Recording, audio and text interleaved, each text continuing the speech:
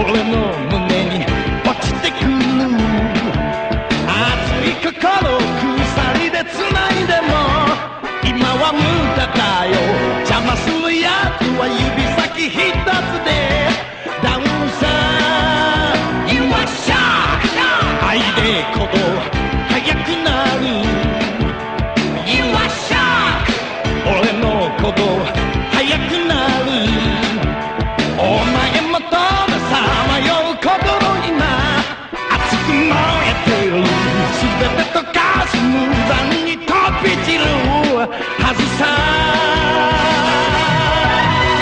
俺との愛を守るためお前は旅立ち明日を見失った微笑み忘れた顔など見たくはないさ愛を取り戻せ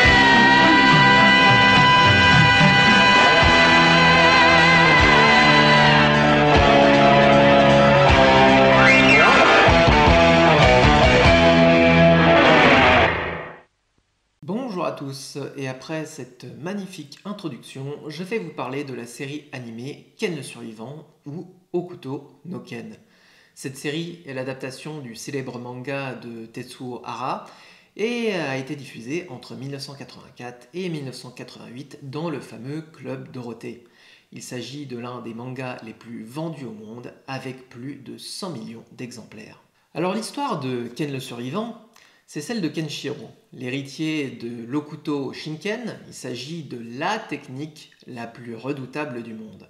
Elle se base sur le ciblage des points vitaux des adversaires, exactement comme dans Kill Bill.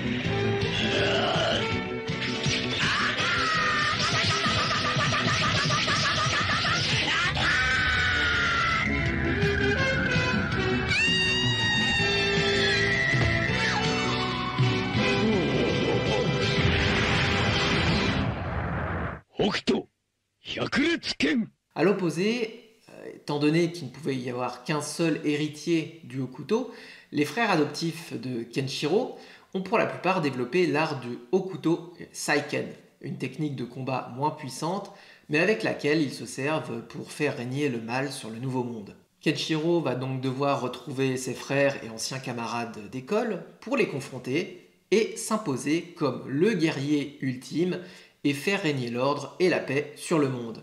La quête de Kenshiro le mènera à rencontrer différents personnages avec lesquels il va s'allier et qui l'aideront notamment dans sa quête pour retrouver Yuria, sa femme kidnappée par Shin, l'un de ses frères diaboliques, qui la retient en otage dans la citadelle de Thousand Cross. Kenshiro va devoir surpasser les obstacles qui se dresseront sur son chemin jusqu'à affronter Shin dans un ultime combat pour libérer sa femme. Le seul problème, c'est que après avoir vaincu Shin, celui-ci lui révèle que sa femme s'est suicidée par chagrin et que Kenshiro ne la reverra jamais. Il enterre donc son adversaire par respect et décide de tracer son chemin dans un combat où il n'aura jamais la paix éternelle étant donné qu'il a échoué dans sa mission.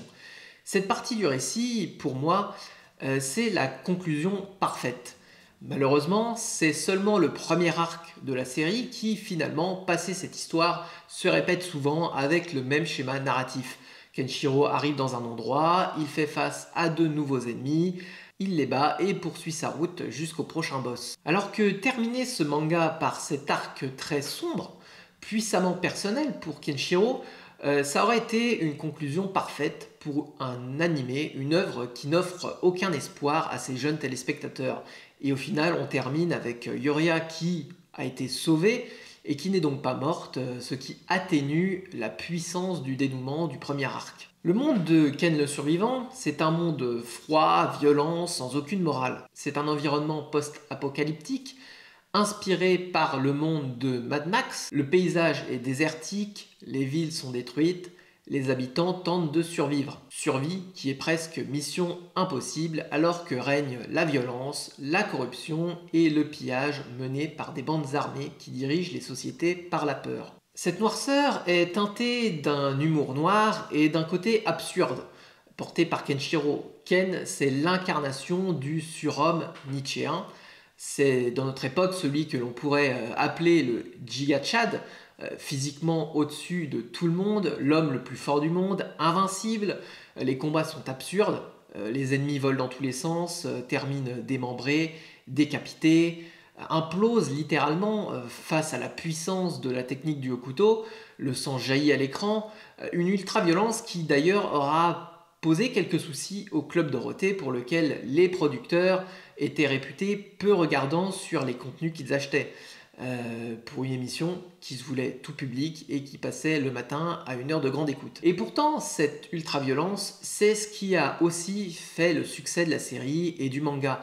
Depuis, on a eu Berserk qui est allé encore plus loin. En conclusion, Ken le Survivant, c'est une série à voir au moins pour sa première partie, jusqu'à la fin de l'arc de Thousand Cross, pour découvrir ce mélange d'ambiance de fin du monde, mais d'espoir également incarné par Kenshiro, qui se présente comme l'incarnation de la justice. Merci d'avoir suivi cette vidéo, abonnez-vous, partagez, likez, et je vous dis à la prochaine.